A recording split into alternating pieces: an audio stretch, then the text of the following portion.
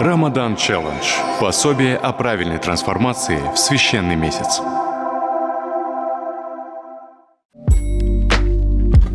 Three mentors, 2 participants, 1 goal, the benefit and good of Ramadan. Easy, accessible, and understandable for everyone.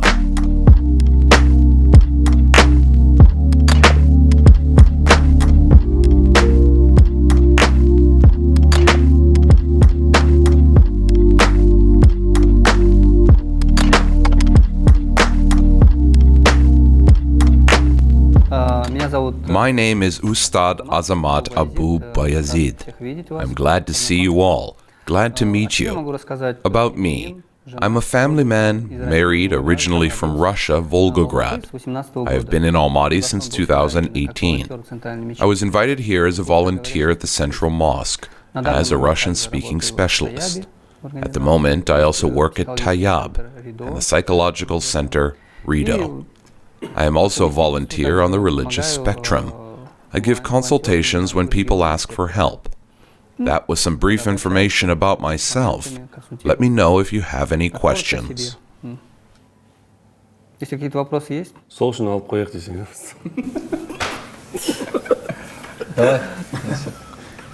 Friends, my name is Darsil. I'm a trainer at Invictus Fitness. We have an active relationship with Tayyab. We help people at a time like this, during the Holy Month, on how to train properly so that their health is good, not to give up working out, and only get stronger. I'm originally from Congo, from Africa. I've been here since 1997. I grew up and live here. I continue to be of use to people. Keep in touch if you need anything. My name is Damir. Of course, it doesn't sound like much, but I'm from Almaty, Kazakhstan. I'm an entrepreneur and a social activist. Also, now I am a member of the Youth Policy Council under the President of the Republic of Kazakhstan. Right now, my main fields are business and politics. But that's not what I'm talking about today. In Tayyab, I'm a participant. We've been working for a whole month. It's already the end of Ramadan. Today, we're going to talk about the insights we've had. It will be very interesting to hear from other participants as well. Assalamu alaikum, everybody. My name is Nazim. I am a professional participant in all the podcasts in Kazakhstan. That's it. Short, okay. That was my introduction. Okay. No, you're a podcaster, and I'm always just invited to podcast. Assalamu alaikum, everybody. My name is Narik B. I'm originally from Almaty as well, but I live in Amsterdam in the Netherlands. Like Nazim said, I do podcasts. I do some kind of social activities. But actually, I'm an IT guy myself. I'm a programmer for a big international company.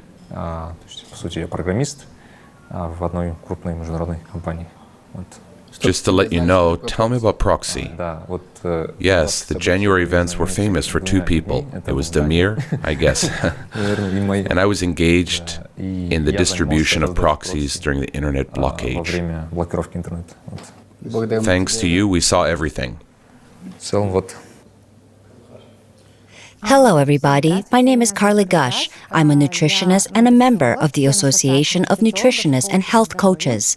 I am a nutritionist for both adults and children. My specialty is gastrointestinal problems, and I am from Almaty myself. I consult online and offline, so very glad to have taken part in this project. It was very interesting for me and quite unique. Arai was supposed to be with us today. Unfortunately, she is now in another country, so we're without her today. Damir, I would like to ask you, how was the month of Ramadan? What was new and what useful things did you learn through the Ramadan challenge? What did you learn? Any insights? It was actually a very interesting year for me, a very interesting month. Why? Because I've been holding fasting for a very long time, but I was holding it unconsciously. I was holding it because I needed to, and it was some kind of torment for me. The trials were so hard.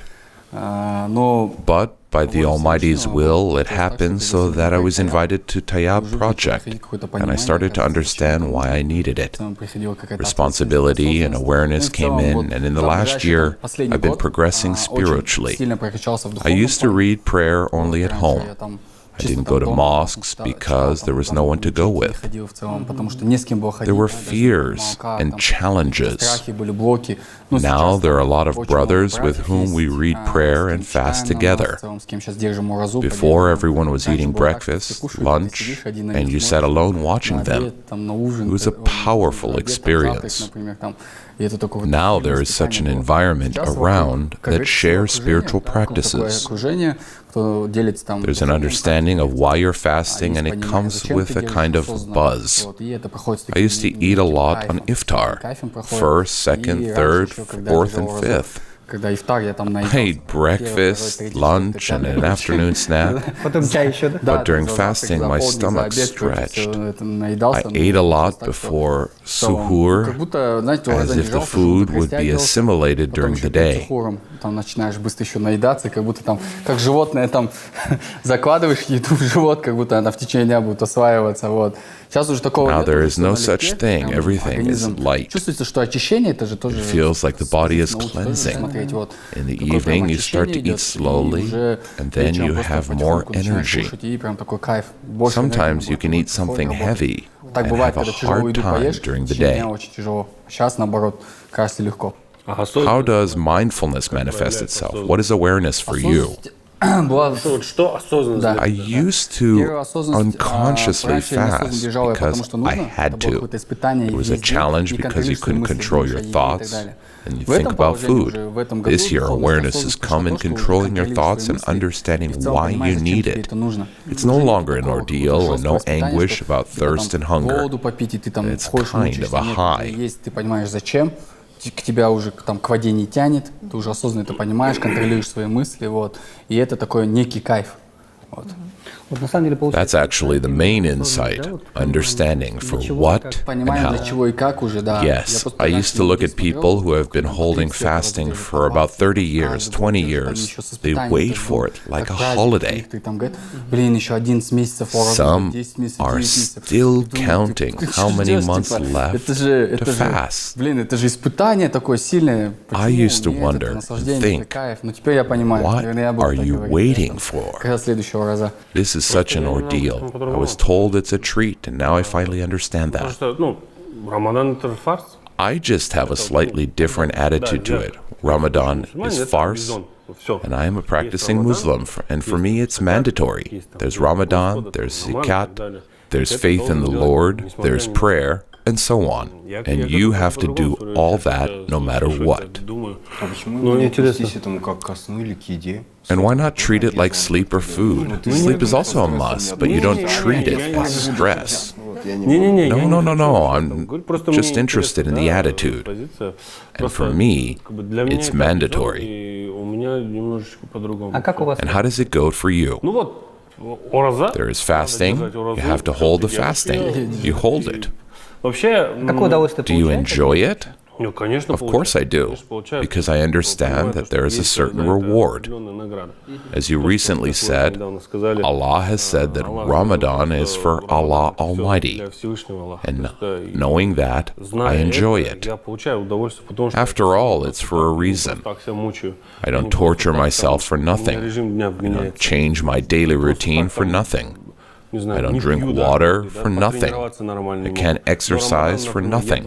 For example, before Ramadan, I had a good workout for 2 months and I lost 6 kilograms. Your abs started to appear. No, I've never had visible abs in my life. I'm not going to lie. You should come to us at Tayyab for sure. That's the kind of results you're going to get. A marketer, haha. Then I broke my back. Also, Ramadan came. Come back next year with us. I will. But last year I discovered that Ramadan is still the month of Quran. And last year I took the will in my fist and learned how to read the Quran properly. Last year we studied certain surahs. We learned 10 to 15 surahs. But after Ramadan was over, it was hard because I couldn't concentrate. And this year, as Ramadan came, I started to learn surahs again. But of course, you have to be better, and not only during Ramadan.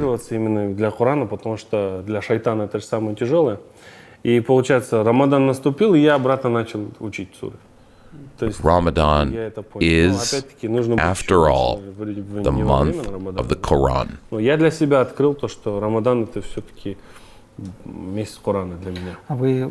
Have you tried to do khatam, to read the Quran in its entirety during the Ramadan? No. There are just certain surahs. You know, I realized that if you set a huge goal for yourself, you typically give up. You have to do it a little at a time. Yes, if you do not divide this goal. I was explaining to the guys that if you take the khatim from the Quran, there are 600 to 604 pages. If you divide it into 30 days, you get 20 pages a day. And if you divide it into 5 prayers, you get 4 pages after each prayer or before prayer.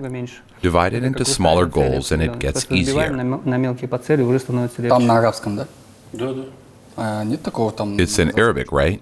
Yes. Can't you read it in Kazakh?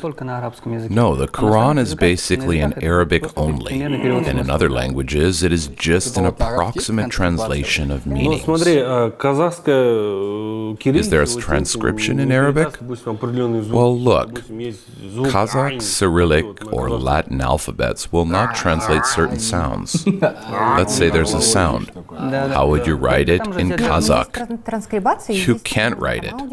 But you can listen to the audio. Yes, you can. For example, if a person doesn't understand what this letter means, let's say there are 3 X letters, 3 Z letters, 3 S letters. Are there so many letters in the transcription of, say, Russian and Kazakh? No language can convey that phonetically. And also, Arabic is a very rich language. If our languages has more than 200 to 300,000 words, there are several million words there. And the funny thing is that if you lengthen a word in Arabic, if you read it wrong, it changes its meaning. The Ustad told me that if you say, Allahu Akbar is Allah is great, and if you lengthen Allahu Akbar, it's Allah drum. That's the kind of language it is. You can find 20 kinds of camels there. It's better still to say it in Arabic. Yes, it's a very broad language in that respect.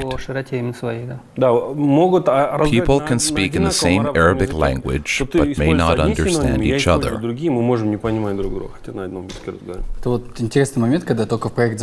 It's such an interesting moment. When I came to the project, I started posting videos on Instagram. People started writing me, how about this, how about that? Sometimes you don't know the answers to them. I started looking and reading. In a month, I got so much spiritual knowledge. I asked Ustad, looked on the internet, and memorized it myself. We also launched the Zikr Challenge. There are 350 people in the group in one day. And we're competing to see who can do more zikr in one day. The biggest record was 90,000 in one day. There were different phrases. Subhanallah, Allahu Akbar, Alhamdulillah, La ilaha illallah. Everyone chose what they wanted. I had a maximum of 15,000 in a day. You go out of the meeting and do it in the car. It also so consciously turned into a habit, and it's great. Zikr is the remembrance of the Almighty, and now it is a kind of tool for me to get something. Like I go to a meeting, I do zikr, and I'm so confident, like, how are you not going to sign the deal for me? And you already go with so much intention. And when you do the remembrance of the Almighty, it's like a dome of protection that surrounds you, and you are safe. It is. This is the morning and evening remembrance of God. If you read it in the morning, it counts for the whole day. It's also a trick. I'm afraid to fly planes. I've flown about 200 times. Are you afraid of something? After the events of January, I watched all his stories. I thought he wasn't afraid of anything. I still have 25 more parachute jumps. I'm a former military man. We even crashed in a corn plane once. It was not too high, though. We fell about 5 or 6 stories high. We broke our arms and legs. It was not even frightening. And once I flew with my family on vacation, got into an air pocket, lost altitude, and you can imagine. After that, I began to have a phobia of flight. And now, when I get on a plane, I do zikr. For example, it takes me 1.5 hours to fly to Astana, and I'm doing zikr the whole time. Haha. I use electronic zikr, as stewardesses do when they count passengers. Yes, I break records that way. As soon as the plane takes off, the prayers begin. The plane begins to shake, and I repeat, Alhamdulillah, and it seems the plane straightens out. Это в Казахстане норм. Если в Европе летать, то это тяжеловато. It's okay in Kazakhstan, but if you fly in Europe, it's a little difficult. Why? Because we flew in 2016. I know this story. We flew from Geneva to Brussels with Bek Sultan from Jokasses, and I have a program that gives azan during prayer. And imagine, we're the darkest skinned on the plane. I was the darkest one there. I also have a beard. It's like being on a ship at the Lannisters. Who's seen Game of Thrones will understand. We fly in, I start uttering Allahu Akbar, and all the Europeans, they're still all blonde. They look at me like that, and I'm like, it's okay. And then we found out that 2 weeks before we got there, a gate had been bombed by terrorists, so be careful. Even when I showed zikr, I found out that so many people are afraid to fly on airplanes. I started a challenge and everyone started asking me what it was. I answered them and they said, oh, so that's why one sits in an airplane doing that. So zikrams can be scorched by those who are afraid to fly. You can go to the bathroom like that. You can see someone doing that. Especially when I was flying to Arai. It took me 3 hours to get there. My tongue already hurt. A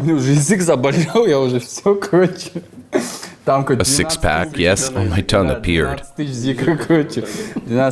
Yes, I did it 12,000 times. When I flew back, 15,000 times. I just remember, Ustad will confirm or not, that the Prophet, peace and blessings be upon him, said that you should do zikr until people around you think you're strange, meaning that the Sahabas did zikr so much that people thought they were crazy. I know of a hadith that the Sahabas, when they went into the toilet with a stone in their mouths, and there were traces left on the stone because they were thinking of Allah so much, and it was not allowed to do that in the toilet.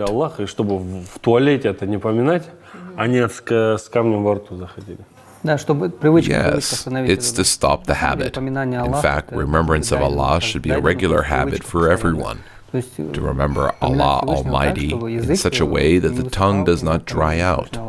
Even to take our simple everyday life, if we constantly do zikr in our routine, when we put on our clothes, when we take our clothes off, when we sit down to eat, when we get up from the table, when we drink, that is enough. We already fill the whole day with zikrs.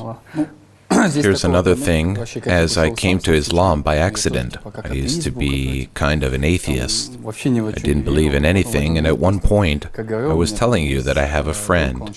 He's a Tajik. He studied in Egypt, and in their family, you learn to say for the first time not the word mother, but the Almighty. and they have been reciting prayer since the age of 3 to 4. He never imposed anything on me, never told me about Islam. He just comes out of the mosque, calls me and invites me to eat pilaf at their place. I went to them and they started eating with their hands, 10 to 15 men, talking, and it was always interesting to listen to them. And one day I was asleep and woke up during Fajr.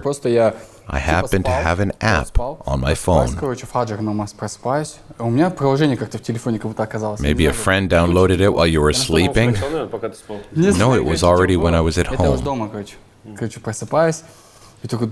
I woke up and thought I had to say prayer. And then, no, what prayer? I can't read. And it happens when you have some words in your memory and the idea comes to you to start reading from a book. And I have such a Soviet family at home that only does Amen and Bata at the table.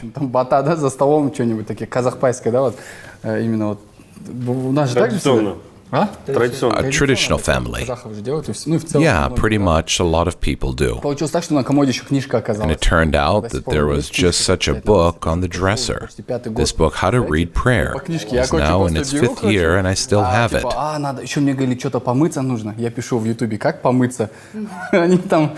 that night I just started praying from the book. I remember that I was also told to wash, writing on YouTube how to wash. Took ablutions and somehow came to this. And why did I tell you about zikr? I've developed well in the last year in terms of business and other areas.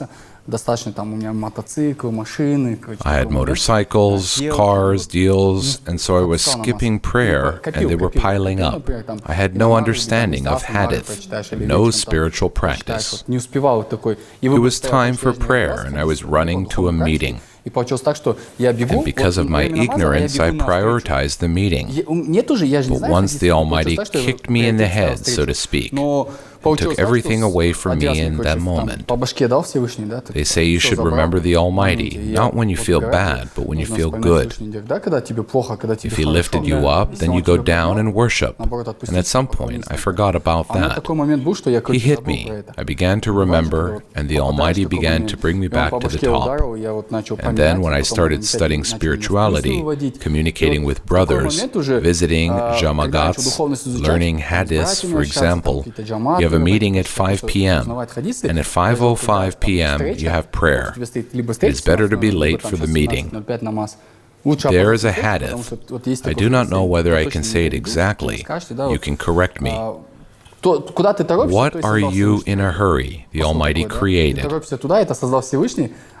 Such a message. What is the correct sound of this hadith? You understand what I mean, right?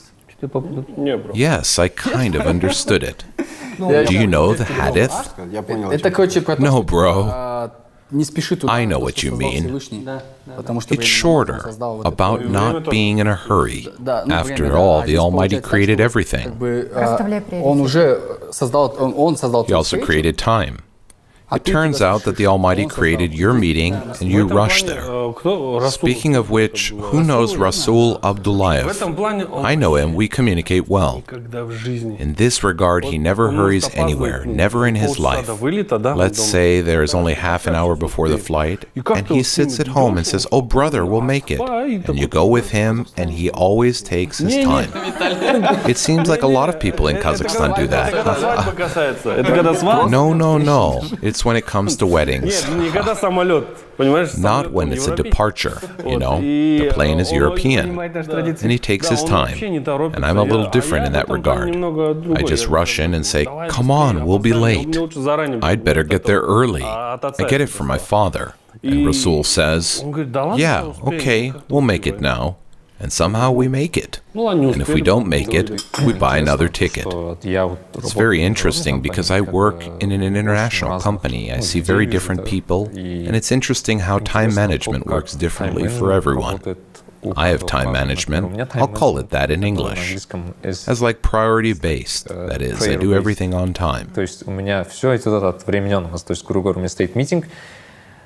For example, I have a meeting at work. I understand that I have to have time to read Zuhr, get out and connect to the meeting, have time to do all this. That is my brain, roughly speaking. It prioritizes around prayer. Вот эти приоритеты вокруг намаза, грубо говоря. Типа я должен успевать в этих промежутках что-то успевать делать, да, грубо говоря. То есть And in this interval, I have time to do something. Not as you say, for example, meetings and then prayer, but on the contrary, prayer and meetings after it. Интересно, это сильно меняет твой образ. What's interesting is that it changes your way of thinking a lot, it turns out.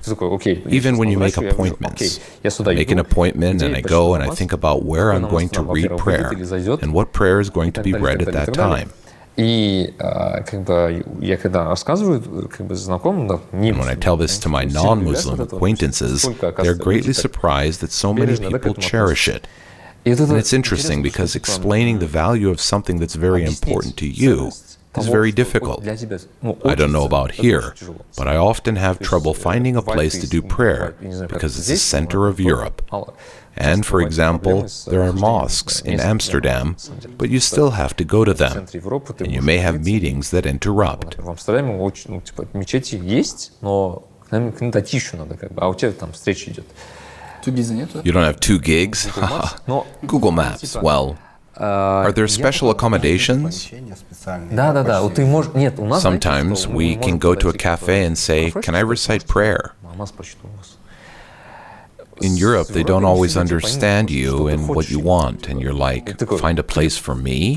You explain, and they don't understand what you want it for. I remember I went into one restaurant once, I said my request, and they didn't understand at all. I looked at the time and it was getting late. I got out of there and I looked at the park. I laid a mat in the park and read prayer there. There were a lot of people there. I read my prayer, got up, and I saw a European guy looking at me. Just one? There were many, but one specifically looked at me. It's like that look in the movies. He looks at me and he's like, he says, "Well done." Maybe he called the police.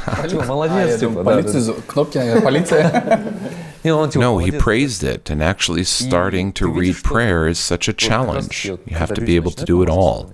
I was telling you that when I started reading prayer myself, I was only reading Fajr, because I was afraid that I wouldn't wake up for it. I thought, if I fail Fajr, what will happen to the others?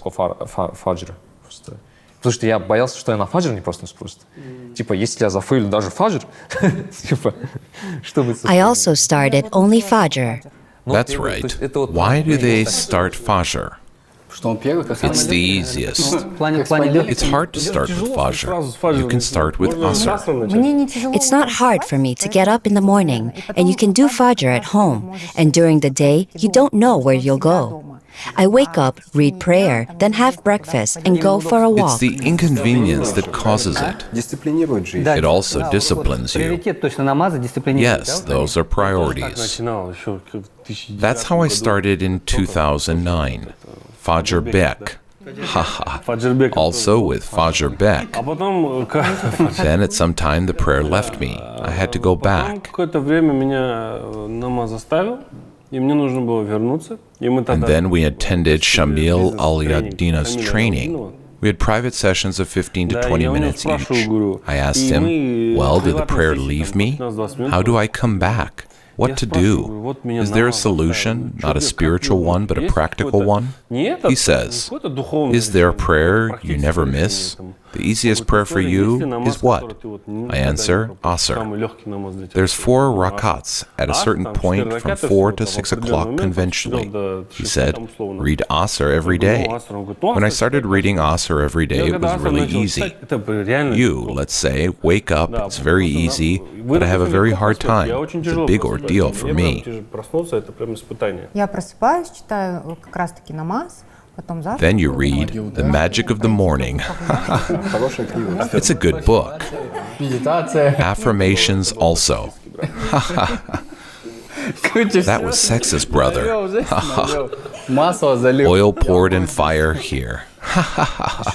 Кстати, аффирмации тоже вот задумался, вот мы делаем вот даже вот 33 раза после. About the affirmations, I also thought about it once. I mean, we do 33 times after prayer an affirmation. And if you go deep into those words, you realize that it's the best affirmation there is. Realistically, Of course, I'm not going to go straight into it. I'm not that person, but in general. Не, почему, скажите. Ну, опять, субханалла ты говоришь. Вот я просто недавно прочел это, ты мне сильно задумался. For example, I read this the other day and I was thinking a lot about it. You say, Subhanallah, and it means that the Almighty is pure. And so we say it 33 times. And when you say it often, it's the meaning that you start to think about. Вот, Под этим, да? То есть осознание, да? осознание, да? Осознанность, о которой ты говоришь. Вот. И The realization comes. задумался, вот с другом обсуждал. And I was talking to a friend recently discussing, and he says, it's these three references to Subhanallah, Allahu Akbar. Почему про время? Потому что Субханаллах — это то, что типа Аллах причистил. У тебя было... Он говорит, это про прошлое, например. Alhamdulillah, as if it's about time. Interesting thing he said, why about time? Because Subhanallah, Allah is exalted, it's about the past, what was before, exactly from the point of view that Allah gave it to you. Ну, я сейчас не буду вдаваться в деталь, но именно вот, если так, даже вот... Alhamdulillah is about the present state, and Allahu Akbar is exactly about the future. I won't go into too much detail. But I was thinking, we say we had a great past, a good present, and inshallah, a great future. And you say that at least 5 times every day. Isn't that really an affirmation? For the names of the Almighty, for example? Yes, the names of God. Zikr, for example, do the names of God that a person lacks. If they lack gentleness, they make zikr al-latif. Not enough mercy, al-hakim. And that actually helps.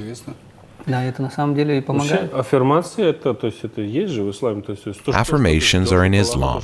What you expect from Allah is what will happen. So it is always like this. Have you noticed that people who are very negative, people who are not well off financially, they're very negative for some reason. They always look for problems in people, someone to blame. But they do not see anyone to blame, and the Lord sends them such moments. There are positive people who do not do bad things to people. They wait and hope for the best, and good things happen to them.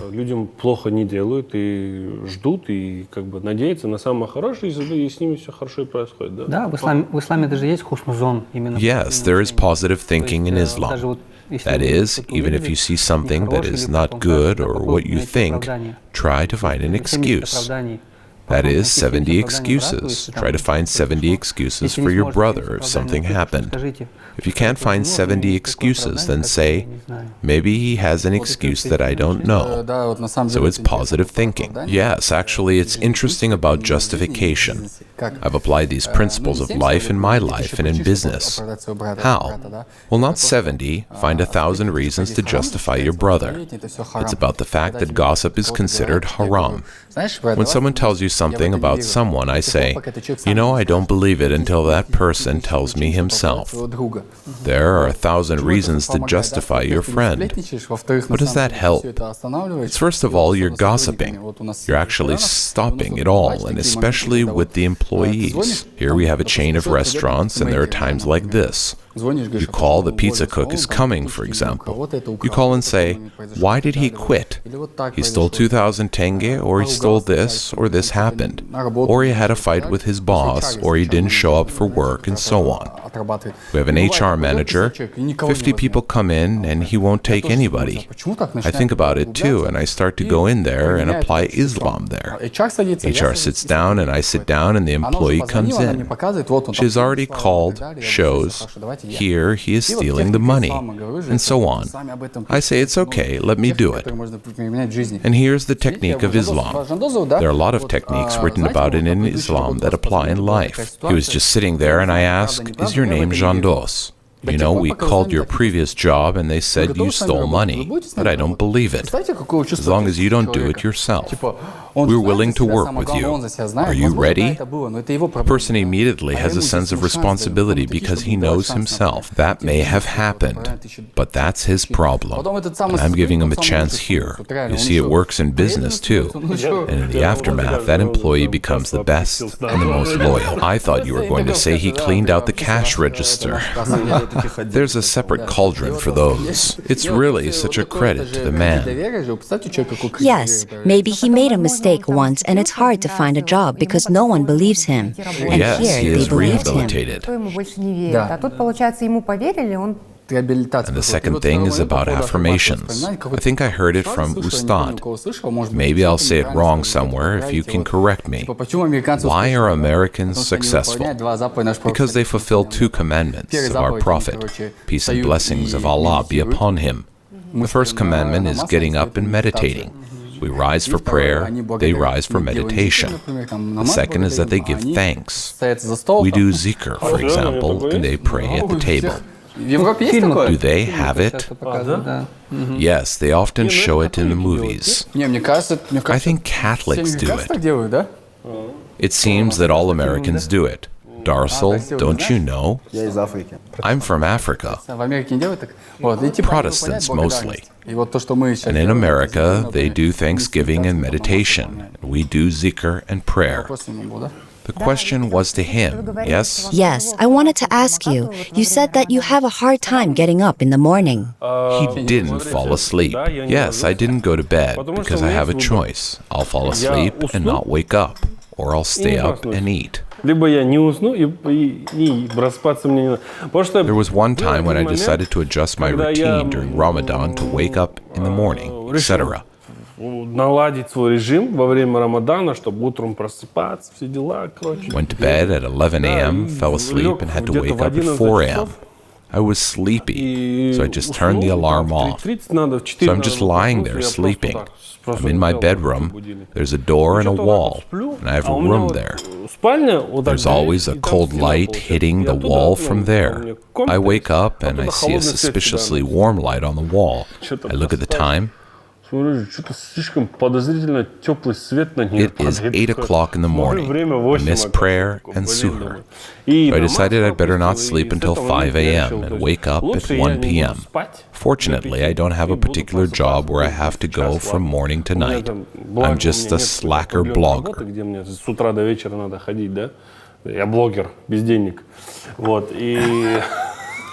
That's how I wake up. Hey everybody, order a pizza. Ustad, I have a question about this. For some reason I thought that Allah Himself kind of put us to sleep and then revives us every morning. So it's not really a matter of choice, it seems. You can choose to wake up and He says no. No, look, I also think that there's a moment here. Can I say it right away? Then you answer too, please. It's as if Nazim is out of the woods today, answers all questions. No, you asked me. No, I asked Ustad a question. Suppose I have the choice of waking up after reciting Fajr. If I wake up at lunchtime, then I'm reciting my last prayer. And if I oversleep, then I also oversleep my prayer. Do you understand? What did you want to say? No, what I meant to say is that there is when you wake up for Fajr. I don't remember the exact details, but Shaytan's ties you in knots and you try to get up. And with each attempt, your knot is untied. When you get up for prayer, things get better.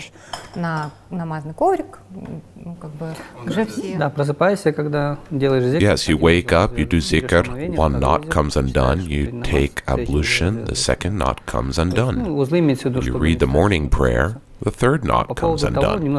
There are knots to keep you from getting up. And about Darsil's question, can you ask it a little differently? I understand the question. He means that by the will of the Almighty, you get up at lunchtime or at 5 a.m. If you overslept, it's also by the will of the Almighty. Is that what you mean? Yes, I just heard somewhere. Yes,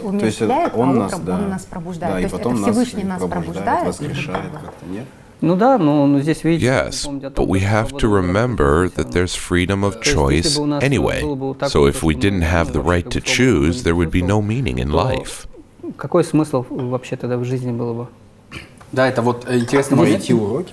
To go through the lessons. What lessons? No, look, if freedom of choice didn't exist, then why do some go to heaven, some go to hell? It's his will, isn't it? Yes, everything is according to his will, but the choice has to be given to the person to get it because of that choice.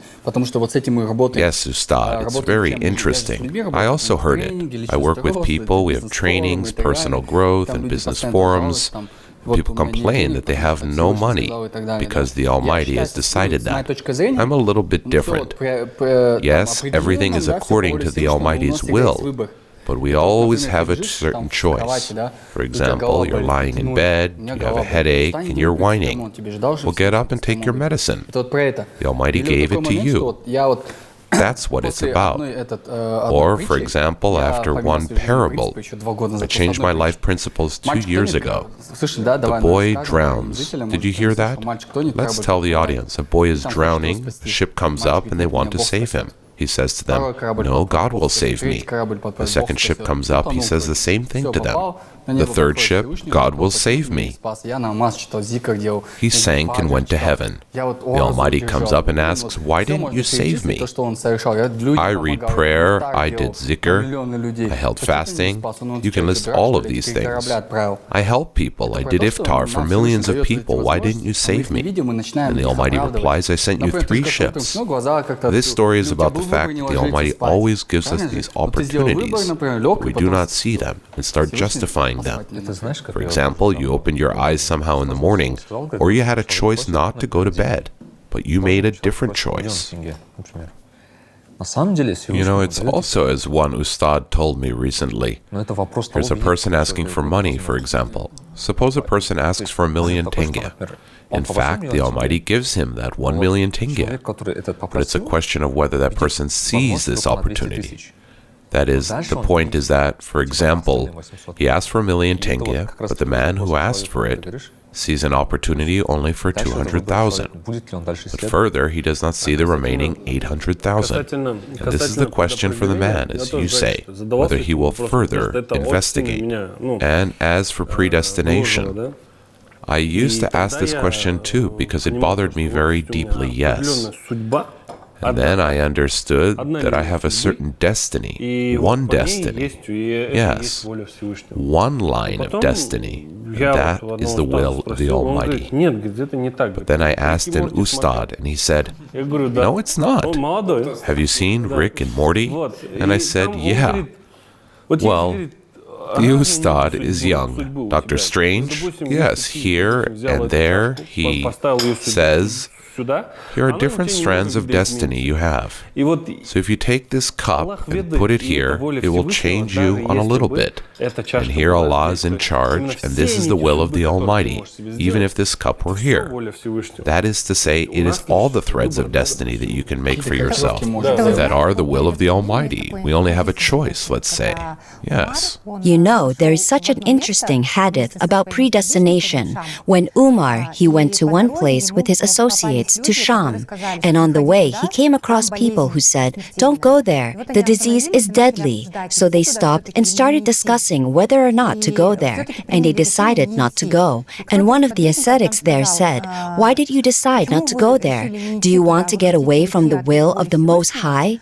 And he, Umar, said, "No, we went away from one that is predestined by the Almighty to another that is also predestined by the Almighty." So it was kind of like their choice to go there or not go there, but both were predestined.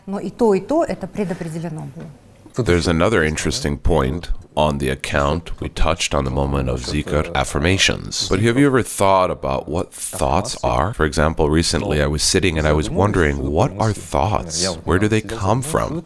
I mean, even the thought of coming here, it's not really from me. As a matter of fact, it is.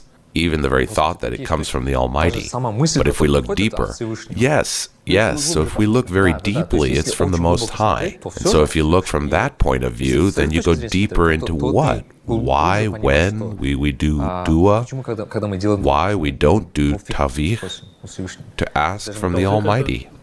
Tawfiq is support. Tawfiq is, you are a weak man, you are a weak servant of the Most High. You realize that you are weak. You say, "Oh Allah, give me tawfiq." That is, give me barakat. Yes, that is, give me barakat in my decisions. And in fact, when we ask this, we are essentially even asking at the moment of deciding some. For example, you run a business, some decisions we make, and this is the decision that comes to mind, also from God. Do you understand? That doesn't sound like shifting responsibility. No. Can Istikhar Prayer be added here? Yes, you can. Well, it's like Istikhar Prayer. You go, life hack, the best life hack. Life hack, I always do it. I read Istikhar, that's it. The answer came, I went and did it. Did you know that? The life of a Muslim is simple and easy. What I mean is that if this has happened, according to the hadith, if Allah has predetermined something, for example, if a Muslim has done something good, then no matter how many people in the world gather to take away the good and make it bad, they won't be able to, because the Almighty has it predetermined. And in the same way, on the contrary, if He predetermined a bad thing, then even if all the people in the world gather to do Him good and take away that bad thing, they cannot. This is first of all. And already a Muslim, if something happens to him in life, a believer, he says, so the Almighty has it predetermined. This is how it was supposed to happen. And so it gives him peace of mind. That's the first thing. Secondly, if any situation happens in life and a difficult choice needs to be made, there is also advice from the Almighty. Counsel with the Almighty is the Istikhar Prayer. The prayer of Istikhara is a prayer of choice. That is, we recite the prayer of choice and receive the answer from the Almighty, either through a dream, through advice, or through actions itself. Desire. Yes, the desire to perform the action itself. That is, if the action went well, as if everything went smoothly, it means that it was predetermined by God. I mean, for example, I want to give an example from my own life. Often guys would ask a spouse, do you read Istikhara? Istikhara is read and then sees in a dream, as if I see in my dream that as if everything is fine, everything is good. The Almighty has predetermined, that is, it means there is good in it for you. And in fact, that is, when you get married, then in life there is actually barakat and blessing. That is, all is well, good relationships. This is where the best advice is. This is where we will be consulted. The best advice is with who? With the wisest one, right? What are you kicking? Come on, tell me. The best advice is advice from the most wise, in fact. Thoughts are material. I mean, our thoughts, reflections, they're the same dua, in fact. That is, it is programming. There's NLP, neuro-linguistic programming. They say, what is that? It's also in Islam, the same thing. Think positive, think about good things. The Prophet Muhammad said, as you think of Allah, such will He be to you. Can you imagine these things? How we think of them, that it is Allah the forgiving, Allah the merciful. That is how He will be. Allah who punishes, Allah who is severe, is the way He will be. This is the same as there is hadith somewhere, or I do not remember where it comes from. When a man is punished, he goes. They send him there, and he goes back and turns around. He goes where it's hot. He walks and turns around. They say, why do you turn around? That's not what I thought of you. And he kind of gets it back. That's 532, the last episode, no? Yeah. Darsil, a little hard to explain. That is, the Almighty there, when the judgment is coming, He says to the man, well, you're going to hell. And so he goes and turns around. Why are you turning around? I hope for your mercy, because I didn't think you'd punish me like that. That's it, you're forgiven. About the other man too, you're going to hell. He's like, yes, he got to hell. That's it, he runs away there to hell. Allah stops him. Why? It's hell. Why are you running fast? I, says, in this life, dunya, have not done any of your commands. I have disobeyed you. I want to do at least one order now, at least one order quickly. That's it. You're forgiven. You're going to heaven. These moments are real. Like certain cases, it depends on the mood. It's more about the mercy of the Almighty, not that it depends on mood. In our paradigm, we just judge everything from the side of our paradigm, from our objectivity. Well, we're human beings. Well, yes, but it is the wisdom of the Almighty, the merciful of the Almighty, also the punishment of the Almighty that comes out beyond our understanding. So here it is, regarding Istikhar Prayer. Istikhar Prayer is actually a powerful tool when people apply it. I can tell you about 1,000 cases of mine. It's like these simple cases, even the most basic one. We launch tourist trips with entrepreneurs. Tour trips like this. Entrepreneurs gather 20 to 30 people. We launched it as a business and we couldn't think of a name, what name to use, etc. 24 hours of consideration. I think I'm going to do Istikhar Prayer. I have a book I read about our Prophet, peace and blessings be upon him, called Muhammad. Maybe you have read this book. It's a very powerful book. It's on my desk. I read it, closed the book, and read Istikhar Prayer. I just read it, and then I turned around and it says, mentor. So the book says the Prophet Muhammad, mentor. I'm like, mentor? I mean, we have a business connect. There's a mentor in the business. How does that translate into English? Mentor. That's it. That's the name, mentor. Mentor Travel was launched. Well, that's kind of the point. And a month later, we were supposed to go to Georgia. My brothers and I were supposed to go to Georgia. At the moment, when I couldn't leave the business as I had an additional construction work of the restaurant. I was thinking either to go to Georgia for 10 days or to finish the restaurant. So there was that choice right on the balance. Kind of tempted to go, to take a vacation to Georgia. And here, man, you can't leave. And just so you understand, I took the PCR that day in the morning. At night, I was told the results would be available like by 12 at night. By 9 a.m., the flight leaves. I do Istikhar Prayer at 6 p.m. 30 minutes goes by. I get a positive PCR test result. That's it. I don't fly out the next day. I just think to myself, I'm not sick, I don't feel it. I go to take the test, and what do you think? The plane exploded? Astaghfirullah. You what? I go to take the test, and it is not positive, it is negative. I go to take it 2 more times, and it's negative. And yesterday it was positive. You know what I mean, right? This is about Istikhar Prayer. That's it. They're going to hate him in the comments. Come on, it's a joke.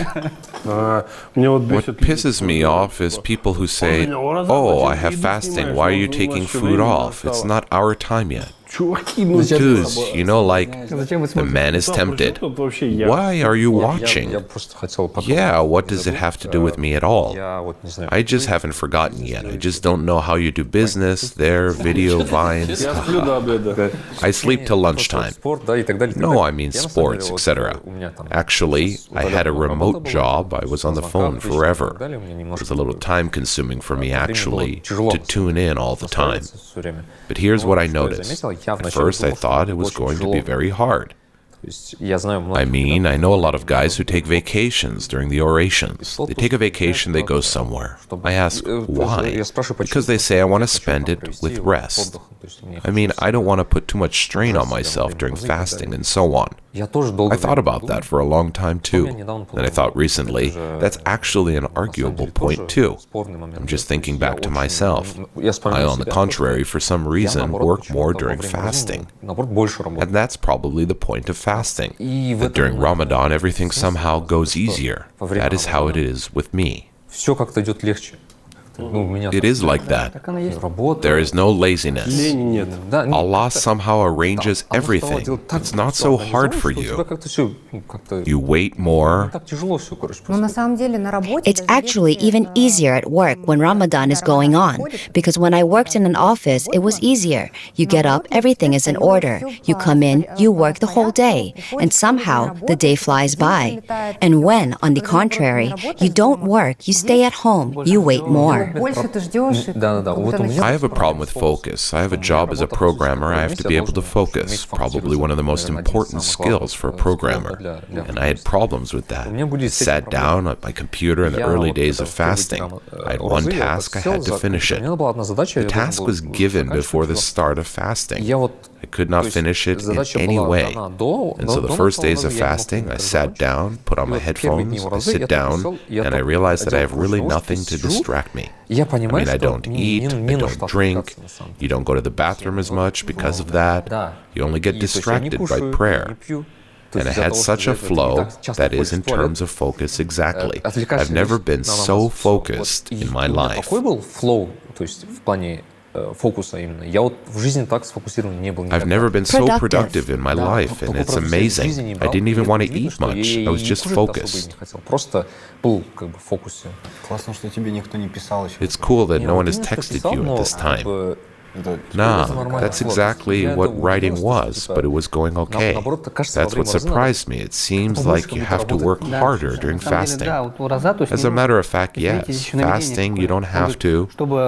intention of some kind. He says not to burden yourself. And here the intention should be different. If you want a vacation, you take one. And take it with the intention of worshiping Allah more. But it should be the right intentions. So you see here, the intention was fundamentally wrong in man. On the contrary, in Ramadan, when you're not distracted by drinking and eating, a man understands just how much of his life is really spent on these natural needs. When we don't do that, we pick up that there is actually more barakat and more blessing in time. And lots of time is actually left over. It's an indication that a person spends a huge amount of time and his life on his physical needs of some kind. It's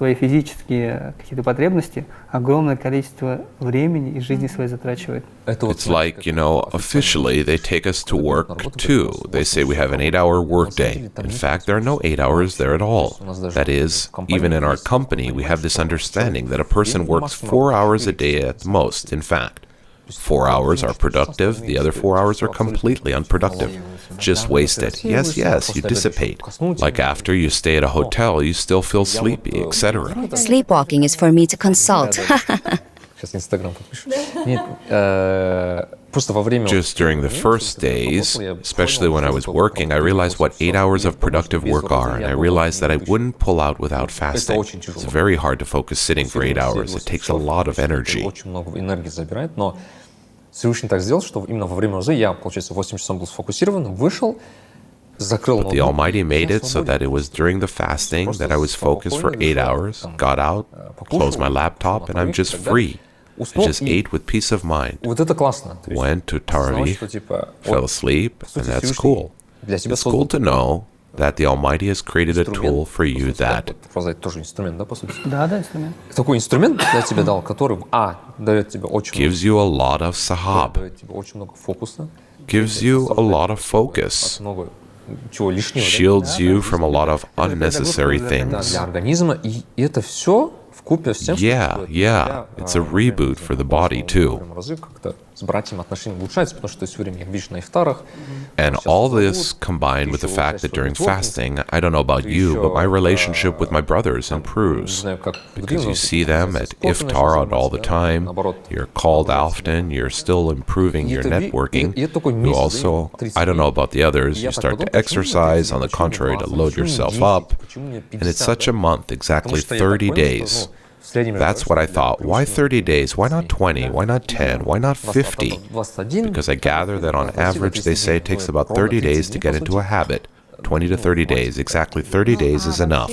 And in general, the wisdom of the Almighty is immense. Here, for example, from the point of view of medicine, 30 days also is not accidental for fasting, because when a person is fasting for more than 30 days, he has already started to use up protein reserves, your muscle mass.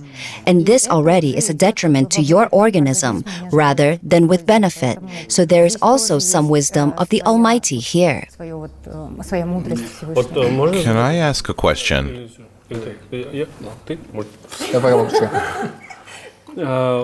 Some people lose weight very much during fasting, and I get fatter. What is the trick? Well, it depends. People have different metabolisms. People, how to say?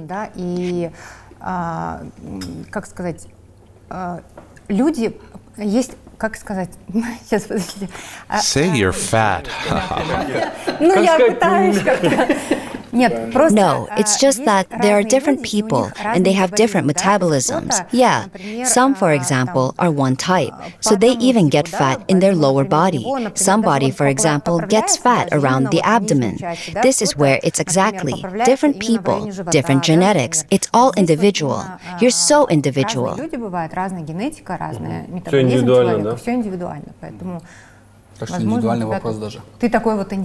Get a consultation. Didn't you tell him to make an appointment for a consultation? No. I'll sign up. What do you want, advice or counseling? Advice is free, counseling is help. It is so hard to prescribe such a program that everything tastes so good and you lose weight. Very tasty food, even during. Greens? No, I mean even when my mentees come to me for counseling, I prescribe them a menu, and they are surprised that they actually eat much more than they normally do. But first of all, they lose weight. Secondly, they feel better about themselves, and they have a sense of satiety. They don't want to eat at all. They don't even crave sweets. So basically, it all depends on what exactly you're filling your diet with. If it's nutritionally dense food, of course you have no problem at all.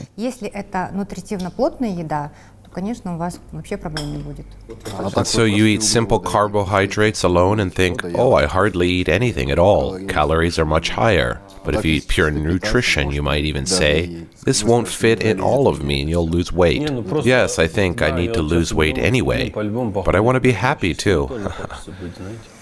A problem of choice.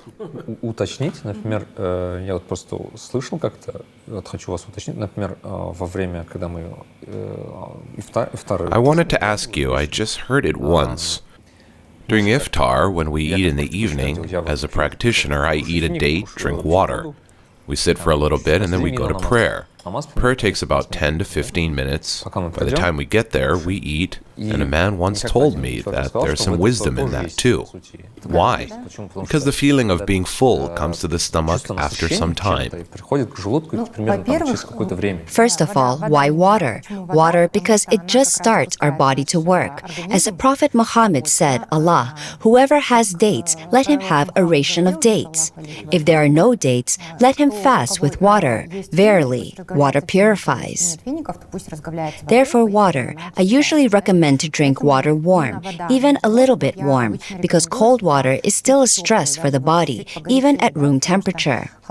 Therefore, it is better to drink warm water and dates. Why dates? As they are also not by chance. They are very caloric and contain a lot of glucose. Therefore, it gives such a satiation of the body, and in turn, it helps the body not to overeat, because you eat date and basically you already have some kind of satiation. You don't want to rush into food right away. That is why you are not going to devour everything from the table, as some people do. There is wisdom in that too. We have an older brother in our community. It's the end of the month of Ramadan. He lives on dates and water only. He doesn't eat anything else, and it's the end of the month. So I have this intention to try it in the next Ramadan too. For iftar specifically, in general, on iftar, I eat dates and drink water during the day. I, as a He eats nutritionist, before do not sukhar, and he recommend says that this. they get rid of toxins. Everything comes out. Muscles, fat, waste, and water, including water waste. No, actually, if only on dates. Dates are very caloric and contain a lot of glucose. Again, that spikes Insulin can spike. There is do already a that. possibility of insulin resistance here. That is, the cells can do a lot In of. simple terms, too much sugar, right? Yes. Then a person no longer has feeling. His body no longer feels. His receptors, they no longer feel. I've heard that they break the fast with dates for iftar and walk for 3 or 4 hours. They read prayer, tarawih, and after tarawih, they come and eat. It seems to me that it's super individual. You said to yourself, the body is individual. Maybe his body is so perfect. And for example, if I try it, can my insulin really go up? And how many pounds does he eat? Я прикол, по 6 килограмм ест, только финики. No, if for example, it is a short period, our body has its own reserves. And if you did some violations once or for 3 days, then it's not terrible. Even the same vegetarians, they use up their reserves for 3 years. So they feel good when they stop eating meat as long as they have their reserves. As soon as those vitamins are all drained from our body, it starts to feel like it's not feeling good after 2 or 3 years. And at first, everyone feels good. It's the same here. Most likely, now everything is fine. The body is cleansing. It's the same body detox through the intestines, kidneys, liver. and the body is cleared of toxins. Most likely now, everything is fine. The body is cleansing. It's the same body detox through the intestines, kidneys, liver. The body is cleared of toxins.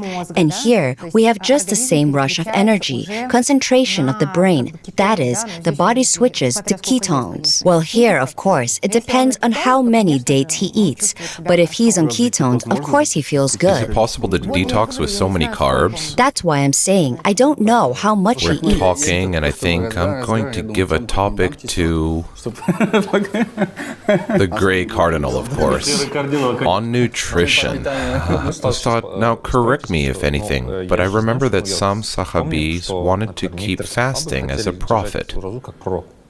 And as you know, he could hold fasting without even breaking the fast. So it is a type of fast that only the prophets could hold. And once the prophet saw a Sahab who was trying to do the same thing, and he stopped him. He said, "You are not allowed to do that because Allah Himself feeds me and sings to me, and you are forbidden to do so." And the Sahab said that he wanted it, and in response they said to him, "Then keep the Dawood fast. That is when you eat one day, the second day you fast, but you can't fast more often. You can't fast every day either." Can you compare fasting with interval fasting? Well, some people compare it that way, of course. If you don't connect the religious component here, you can. It should also be noted that during fasting, the LBW does not count, but in fasting it does. Well, yeah. What? Calories, proteins, fats, carbohydrates. It's not like anyone counts that balance during fasting. You just break your fast and basically eat. Well, interval fasting is different. There are several of them. It just depends on, I'm not talking about time, but about types of fasting. For example, there are those same athletes who are on a weight loss. They have their own type of interval starvation, where they have their own standards of the calories. There's also interval fasting, only I don't remember exactly what it's called. There's a different WFC rate there. Yes, but in general, fasting, interval fasting, is designed to remove the fat layer. But if you don't get into your daily diet, you essentially won't lose any weight, right? По сути, вы худеть-то и не будете. Я правильно говорю? Потому что имеет значение только суточный калораж, правильно? Well, there's more than just the issue of calories. Why, for example, with my clients, do not count calories and so on, because it is not only what is important here. For example, here's a piece of cake, that's so many calories, and here's an avocado, that's so many calories, but their effective density is very different. I would like to ask a question about the Ramadan challenge. What did you think of this project? What was interesting? I would like to hear each of your opinions. Хотелось бы услышать мнение каждого из вас. Damir will probably start. First of all, the participants. Maybe with the guests. Okay, let's start with me.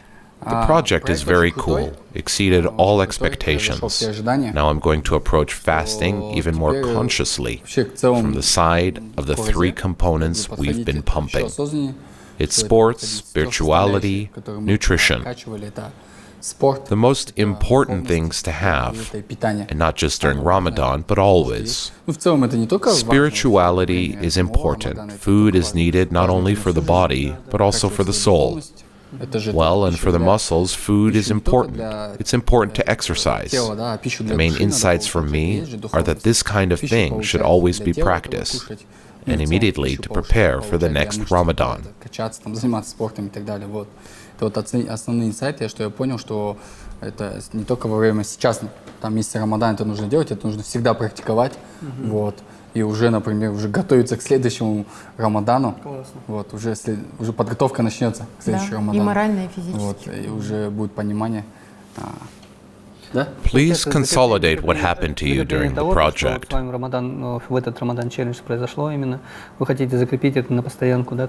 Yes, these are useful habits. Just this year, this month, I was filled up a lot. There were a lot of things that I didn't understand. I was gaining knowledge, pumping my spirituality. I got food for my soul. I realized that you always need to be filled. There are times when you have something, but inside you do not have enough. And I will always practice that now. Я получил пищу для своей души. Я понял, что нужно всегда наполняться. Потому что бывает такое, когда у тебя все есть, и вроде что-то не хватает. Вот этого не хватает. Вот. И всегда буду практиковать теперь это. Наполняться духовностью, так сказать. Darsil, what do you think as a mentor? That's right. I think Damir has captured the essence of the project. Why is it a challenge? Because we had to communicate to our viewers, to our subscribers, had to do it right and then implement it in their lives. I'm glad, Damir, that you really took this very ecologically for yourself, and you will continue to give examples to people to inspire them and, of course, to fill yourself up further. Людей вокруг тебя и сам, разумеется, наполняться дальше. And for you exactly, what did Ramadan Challenge bring? Some insights, maybe? Of course, because every event that is given in life gives you an opportunity to learn some lessons and make some useful acquaintances. I very much hope that we were all useful to each other and we can continue to be friends. And what have you gained for yourself? A new mentee. A new seasonal membership. There's a second and a third and a fourth membership. Он же говорит, новые знакомства, будем дальше общаться, второй абонемент, третий абонемент, четвертый, пятый абонемент. Karlygash, what do you think? Generally, it is a very good experience. I am very glad to participate in this project because the most important thing was to show people how to spend Ramadan correctly, how to spend this month, what kind of exercises you can do, how to eat correctly, using the example of our participants.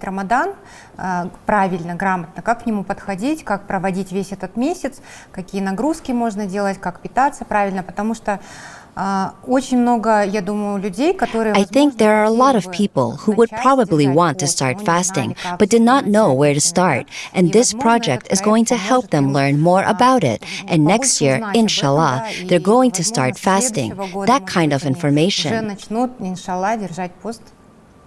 И это им будет в помощь, такая информация. Я очень надеюсь. Супер, классно. Great. Nazim, please tell me your opinion. I realize for myself that during Ramadan all the shaitans are put in chains, but the question remains, why do people continue to sin during this time? And that is because throughout the year the shaitans work on us, to leave some bad qualities in us, so that we sin during the holy month. And I think the most important thing is that we need to prepare ourselves, all these 11 months, for good things, and not stop fighting the forces of the devil. Tough talk. Нужно готовить себя все эти 11 месяцев на хорошее и не переставать бороться с силами дьявола. Жестко сказал. Не переставать. Don't stop fighting. Give yourself a challenge. There are two types of jihad, small and big. The small jihad is when you go to war, which everyone talks about. And the big jihad is a struggle with yourself. The same challenge is to become a better person.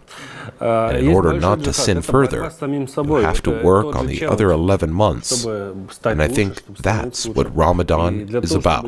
Даже во время месяца Рамадан, остальные 11 месяцев нужно работать, и я думаю, Рамадан это тоже про это. I'll add an interesting point here. Why have we come with such spirituality to this month? Exactly 1 year ago, I heard one hadith. won't say it exactly. I hope it's forgivable for me. Ustad will correct it. The Almighty was sending the shaitan to hell, and everyone asks, why are you sending him there? Send him to earth, and we'll show that your slaves sin. Isn't that right? That's about right. And he says, yes, I know they will sin without you, but know that I will forgive them as long as they ask me for forgiveness. And one of our goals on this earth is to prove to the Almighty that we are not subject to the same shaitan, and always fight him, and not to play his games. Turns out that we have been training for 11 years, showing that we do not play by his rules and pass this test already when the shaitan is shut down. И потом уже проходим это испытание во время уже, когда уже шайтаны закрываются, отдыхаем. Кайфуем. Когда они там отдыхают, мы уже проверяем, мы реально 11 месяцев готовились к этому или нет. Вот эта тренировка постоянно. Вот. Я вот так практикую. We're having a rest, we're having fun. And when they are already resting, we really test how we've been preparing for this the last 11 months. This training is constant. That's how I practice it. It's very cool. It's true, if a person doesn't prepare for 11 months and doesn't feel and understand this, Ramadan will not be as beneficial for him. The basic idea is this. Great. Nadik B, what would you say? I would just like to add that there were two participants specifically in this project, Arai and Damir. And I realized that Ramadan is a project for everyone. As you know, there is project management. A project must have a goal, objectives, mission, and deadlines. And this is all in Ramadan. And for any Muslim, it's so that he has to approach it like a project. It's going to start and it's going to end. In that interval of time, you have to set tasks, accomplish them, follow the process, and follow its completion. Следить за процессом, следить за его завершением, да? То есть, и мне кажется, это учит в первую очередь самого мусульманина правильно подходить к этому священному месяцу, то есть. And this teaches first and foremost the Muslim himself to approach this holy month in the right way. This time should be different. At the very least, in your way of life, how you wake up, how you eat, and how you think. And that's very good for all the people who have been following this project. And maybe, inshallah, in the next year too, people will apply the same methods, eating right, setting goals, exercising, going to Tarawih, reading books, and the Quran. And you know, I realize that it's still more important how we live after Ramadan. That seems to be more important. If we live a very cool life, being super energetic, energized, positive, very God-fearing, but when Ramadan is over, we will be the same as we were before. It's wrong. Didn't get the benefits of Ramadan. The benefits of Ramadan are those 11 months after it until next year, in order not to lose what has been achieved. Польза Рамадана — это то время, те 11 месяцев после него, мне кажется, до следующего Рамадана. All the habits we have developed in ourselves. Because of that, I don't think the project should be too difficult. Why? Because you won't be able to repeat the same things for the next 11 months. Because there are no shaitans during the azan. That makes it easier for us to do it. But in the rest of the months, it won't be. Even on ordinary days, it's very hard to keep fasting, especially in the summer. Try it. That's the point. To make a small constant so that we apply it after Ramadan as well. If we read the Quran before Ramadan, we should read it after. If we exercise during fasting, we need to practice it afterwards as well. That's the point of any challenge.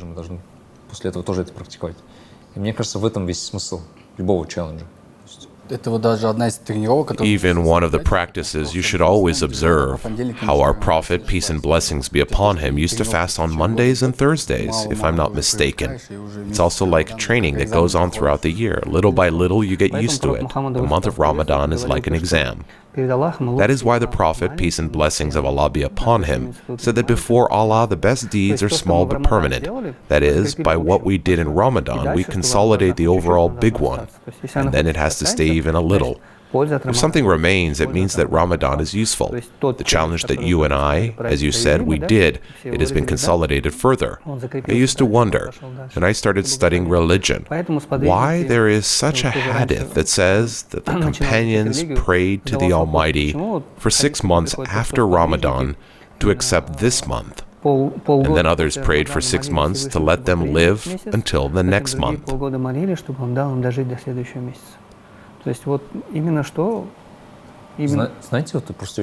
You know, I want to add, I recently caught myself thinking that I hadn't read a Tarawih in 2 years because of the pandemic. Why didn't you go in clandestinely? Well, it's in Europe. I personally read at home myself, as it was honestly not possible to do so. But on the first day, when I did read the Tarawih, I felt different feelings. Here, Ustad, as you said, to live to see the next Ramadan. I'm sorry, but a lot of people don't live up to it because of different circumstances. There are a great many people.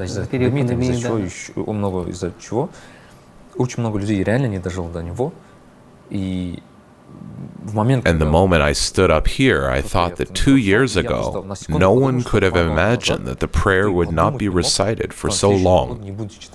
And I think this opportunity should be very much appreciated, fasting and reciting Tarawih together. Thank you for canceling Ashik.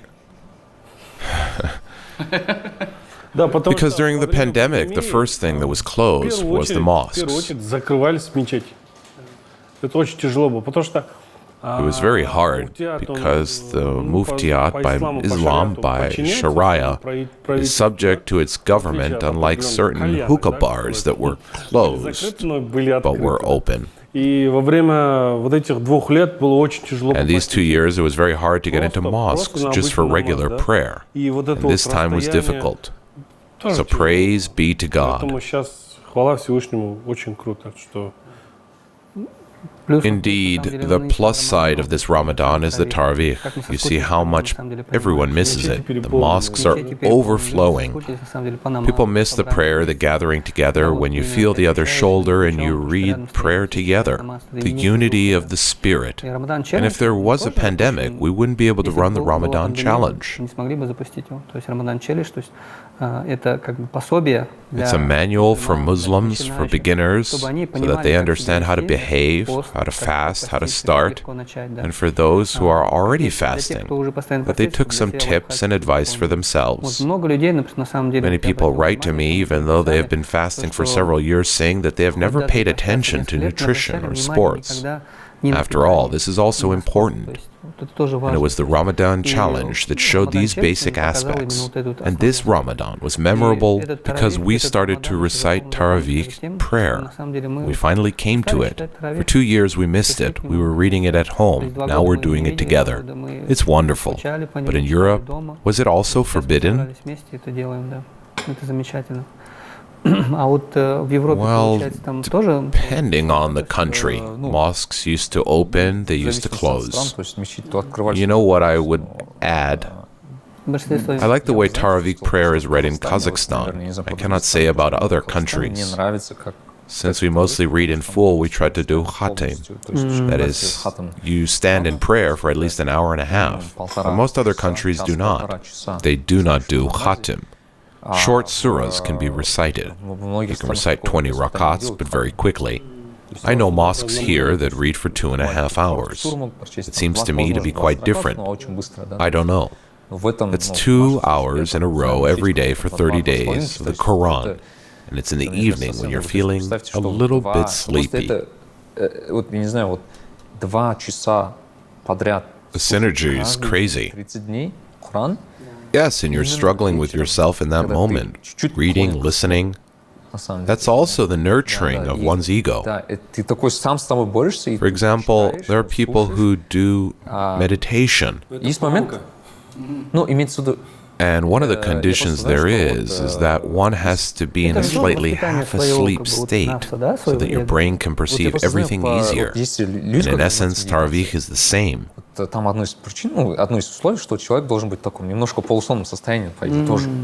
you read for 2 hours, half asleep, standing up. И вот я тоже понял потом, по сути, таравих же так и есть. То есть ты 2 часа очень долго читаешь, в полусонном состоянии, стоя. То есть как бы... My calves hurt. Yes, yes. But I sleep very well afterwards. Да. What do you think about during Taravih? I always wondered. Suppose because there are certain surahs that you know, but 90% are surahs that you don't know. For example, the middle of Bakar. And at that time, what do you think about? How do you concentrate yourself? Because the flow of thoughts is frantic. And also during prayer, how do you concentrate? Do you have any advice? Exactly in relation to Taravih? Well, in regards to a long prayer, when you don't know what the Imam is talking about, what the Imam is reciting. Well, during the long 5 times of prayer, I always advise Muslims to read in their head the surahs that you know. The Imam, usually at 5-fold prayer, doesn't read for a long time, not like in the Taravih. In principle, every Muslim knows at least 2 to 3 surahs and will manage. And in order not to be distracted by anything, it is necessary to think about the prayer itself. Thoughts can be different. Think during prayer about what action you will do next, how you will do it, and what you will do. It turns out that you are in prayer and you think only about it. You don't go far away. That's exactly the kind of tip of the hat. Basically, it's easy for everyone. For example, when the Quran is read, a person thinks of the next action being the lap bow. Then he thinks of the next thing. And he's going to stand up. It's a constant sequence of thoughts, and there's no time to be distracted. То есть постоянно получается последовательность мыслей, и некогда будет отвлечься. То есть если так делать, то...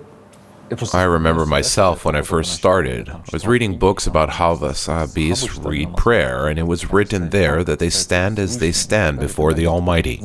I immediately started thinking, I'm going to stand up now and do exactly the same thing, but I get up and all my thoughts run away in different directions. I imagine that I walk around Mecca and I do circles. I walk, walk, walk, and that is how prayer passes.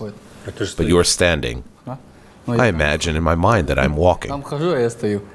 There may be different thought methods. And I imagine that the Almighty is looking at me at the moment, and you feel a certain humility at that moment.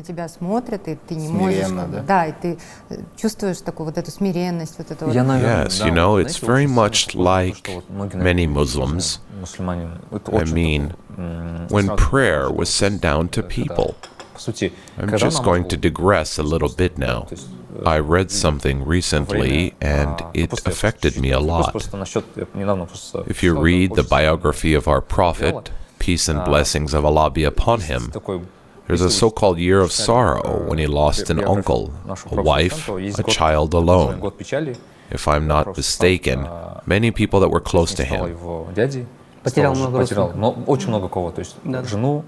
Одного, кажется, ребенка, если не ошибаюсь, жену, дядю. И представьте, вот если мы обычные люди потеряем кого-то. And imagine, we ordinary people, if we lose someone, how much it affects us. And this is the Prophet after all. This is the best creation of the Almighty. But it was hard even for the Prophet. Such an interesting point. What do we do when we lose someone? They try to support us, hug us, and be there for us. But think about it. This is the Prophet. Who can support him as well? The Almighty Himself. And what did the Almighty do? He sent him back to Himself. Literally. That is, He invited him to visit. And what did He give him? He gave him prayer. So the point is that up to this point, there was no prayer in Islam. It was the 8th year, but these 8 years, there was no prayer. Ислама, то есть эти 8 лет не было намаза. То есть мусульмане жили без намаза. То есть это вот, кстати, вопрос к тому, что когда вот у нас намаз, ислам, когда призывает, он говорит, намаз читай. Так сами мусульмане не читали намаз 8 лет. Muslims lived without prayer. This is the point that when they call for Islam, they say, read prayer, but Muslims themselves did not read prayer for 8 years. And this is about another thing. I will just give you an example. For example, Nazim wants to send me something via courier, but there are things that you have to give to the person in person because it's so dear to you. You feel responsible. And I just thought that the Almighty Himself, through the Prophet, gave it to you. And you have to understand the value of it. И, чтобы ты понимал эту саму ценность, да, этого.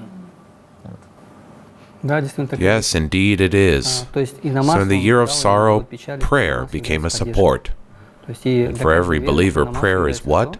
It is a dialogue with the Almighty, a support. It means that through prayer a person is nourished, receives good, and is fulfilled.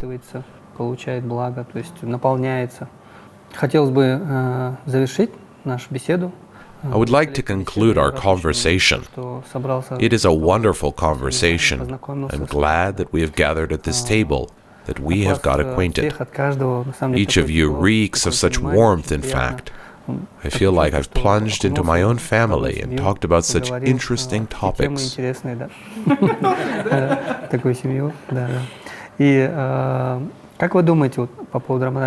do you think about the Ramadan challenge? Is it worth launching next year? Will it do any good? Absolutely. New season memberships. Actually, yes. You have to do it all the time and continue to do it all the time. It's all the same challenge, a call for others, an example. So, inshallah, I'll see you next year here at this table. We'll discuss what has happened over the year.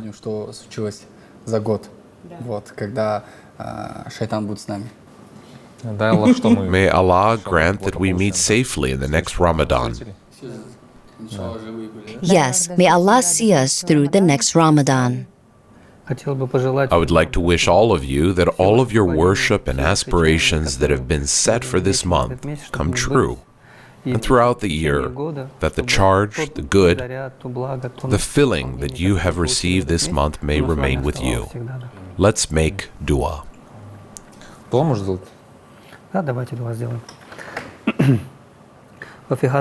Allah, let us see truth as truth and follow it. Let us see falsehood as falsehood and distance ourselves from it. O Allah, have mercy on the community of Muhammad.